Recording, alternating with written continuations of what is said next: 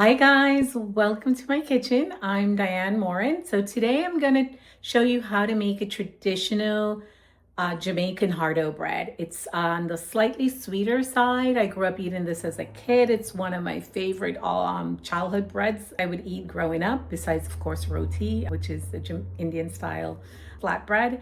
But today we're going to focus on the Jamaican Hardo bread.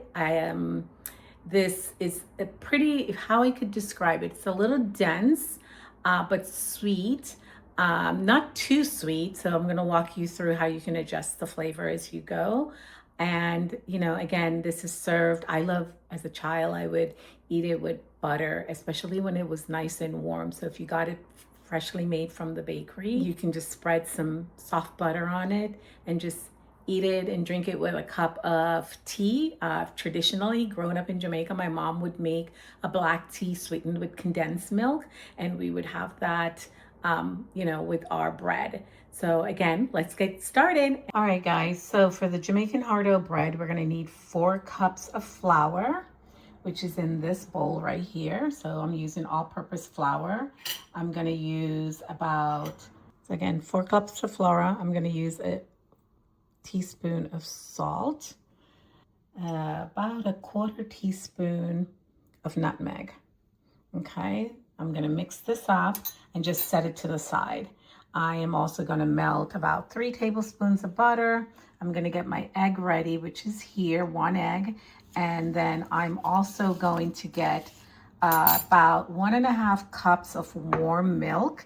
You can do maybe 1 cup of water with a 1/2 cup of milk, or sometimes if I don't have milk, in this case I didn't, I would do a cup of, about 3/4 cup of water. So 1.5 cups of milk. Okay, you can substitute out milk if you have a dairy problem, or you can do 1 cup of water and a 1/2 cup of half and half, which is what I did today in here. With the liquid, I'm going to need a 1/4 cup of sugar, which is here. This is to help activate the yeast. And then you can use instant or fast acting yeast, which is what I'm going to use here. I'm going to use a pack, and then I'm going to mix this up really good and let it sit for about 5 to 10 minutes so it gets nice and foamy. All right, guys, so we're gonna take our yeast and mix that in the warm milk and 1/4 cup of sugar, which the sugar is used to also help activate the yeast. Give it a good mix so everything dissolves. So we're gonna leave this for 5 to 10 minutes.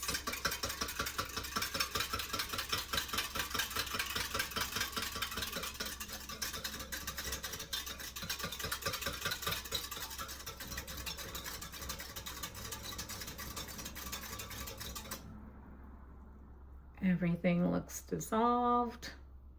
So I'm gonna set it aside. All right, so like I said, once everything looks dissolved, you're gonna set it aside for 5 to 10 minutes. And we are going to include the remaining ingredients into the bowl once we're ready. So for starters, the nutmeg and the salt that's in here, we'll just give it a good mix. And we're gonna set this aside. All right, guys, here we go. We're gonna add our butter. Okay, we're gonna add butter and our egg. I'm trying to get everything out. Melted butter. 1 egg. And our yeast, which is basically foamed all the way through. And I'm gonna give this a good mix. Usually if I have a stand-in mixer, I can put it in the stand-in mixer and mix everything up for about 6 minutes or so. But because I don't have one today, I am going to mix this initially with the spoon.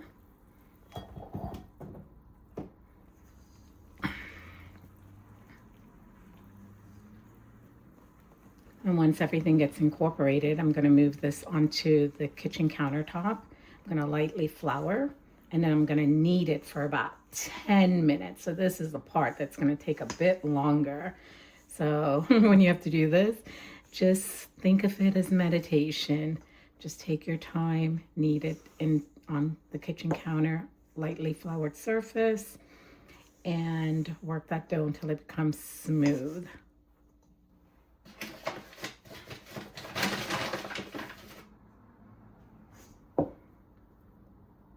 Lightly flour clean kitchen surface. I like to initially try to get it incorporated into the bowl first. Basically, trying to clean everything out. Get all the dry to mix in with the wet.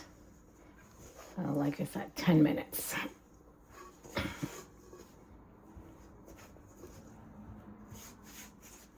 I'm going to use this bowl again, so that's why I want to make sure I get everything out of this bowl, because it's going to have to rise once I'm done for about an hour, hour and a half. Okay, I think I got all the dry out of there.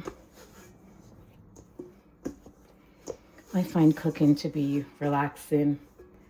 I use it as a form of clearing my head and doing lots of problem solving, like no distractions but me and the food.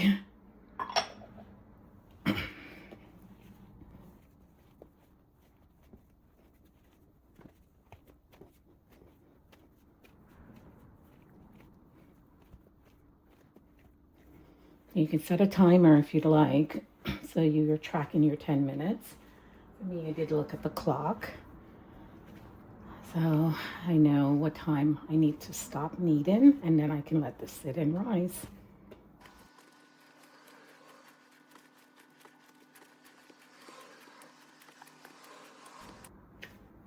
And this is good arm exercise.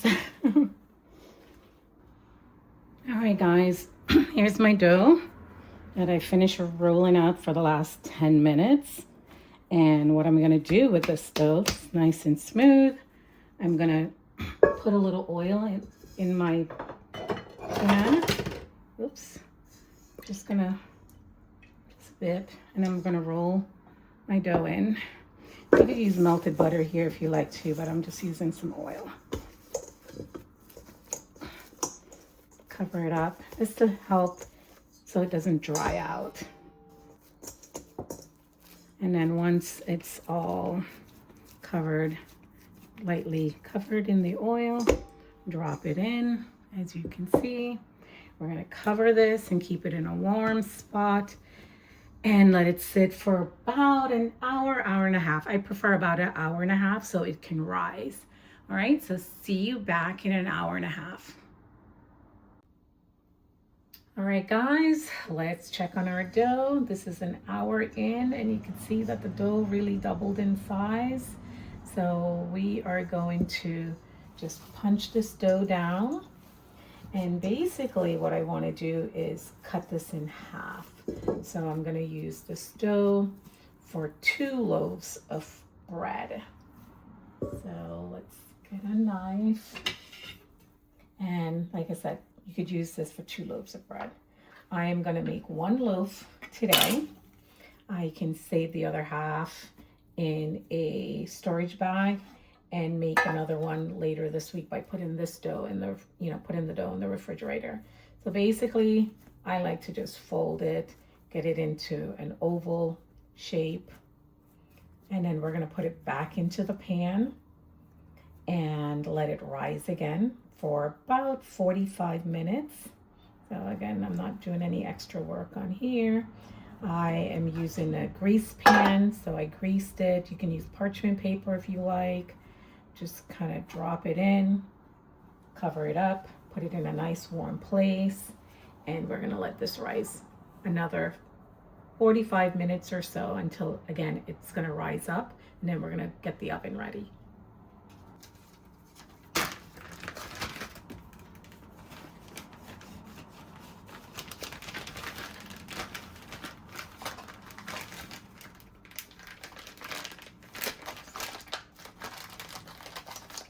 out all the air. Stick this in the refrigerator for my next bacon. All right, guys, here's our bread. It doubled in size, and this is the last rise. I'm going to brush it with a little bit of butter, just lightly, not too much. And then I'm gonna stick it in the oven, 350 degrees Fahrenheit for about 40-45 minutes. And like I said, just lightly brush. And what I did earlier, if you remember, I just greased my pan. I can also put parchment paper on the bottom of my pan if I like, if I don't want to grease the pan. So again, lightly brush, just getting it all over. And then this goes into the oven. All right, guys, here's our bread. Just took it out of the oven. Want to make sure it sounds a bit on the hollow side when you take it out. Came right out of the pan. We're gonna let it cool before we cut into it.